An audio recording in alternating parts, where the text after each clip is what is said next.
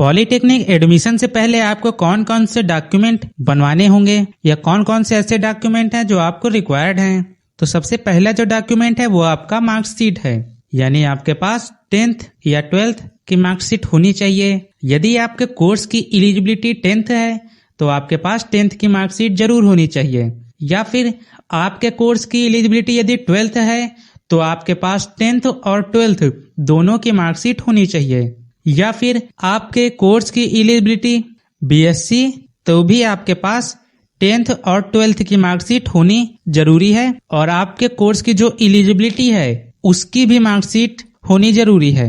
और आपके पास एक जाति प्रमाण पत्र होना चाहिए। ये जाति प्रमाण पत्र केवल ओबीसी और एससी एसटी स्टूडेंट के लिए है।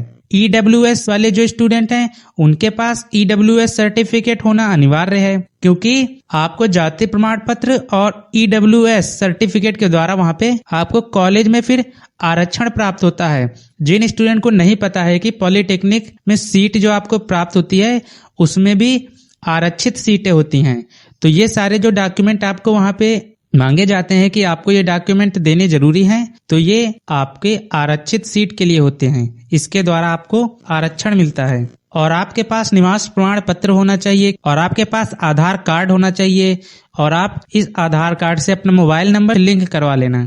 और आपके पास मोबाइल नंबर, लेटेस्ट फोटोज आपके होने चाहिए, और आपके सिग्नेचर होना चाहिए। और आपके पास एक स्वास्थ्य प्रमाण पत्र होना चाहिए, और ये स्वास्थ्य प्रमाण पत्र सभी के लिए रिक्वायर्ड नहीं है, ये केवल ग्रुप आई के स्टूडेंट के लिए ही रिक्वायर्ड है। और आपका जो स्वास्थ्य प्रमाण पत्र होगा इसमें आपको एमबीबीएस डॉक्टर से ही बनवाना है। बाकी स्वास्थ्य प्रमाण पत्र आपको किस प्रारूप का चाहिए, यानी इसका फॉर्मेट क्या होता है, तो उसके लिए भी आप कमेंट करके बता सकते हैं। आपको फॉर्मेट उपलब्ध करा दिया जाएगा।